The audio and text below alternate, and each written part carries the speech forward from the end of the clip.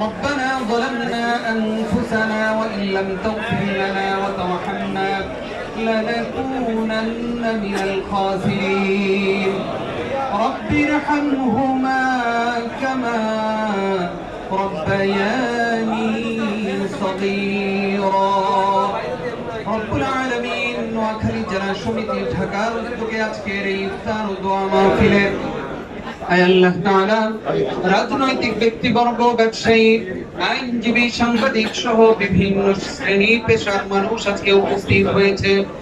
মেহেরবানি করে আজকের এই চমৎকার আয়োজনটুকু আপনি আপনার দুয়ারে কবুল করে নেন। রব্বুল আলামিন ইচ্ছায় অনিচ্ছায় গোপনে প্রকাশ্যে শিরক বিদআত যত গুনাহ হয়ে গেছে, সারা জীবন ভরে যত গুনাহ করে ফেলেছি, দয়া করে মায়া করে আপনি আমাদের গুনাহগুলো রমজানের খাতিরে মাফ করে দেন।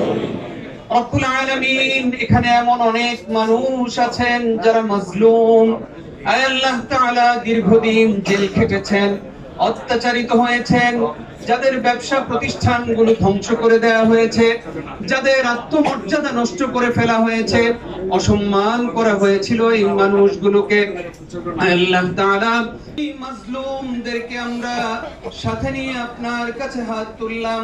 মেহেরবানি করে আমাদেরকে দুনিয়া এবং আখিরাতে আপনি সম্মানিত মানুষদের অন্তর্ভুক্ত করে নেন।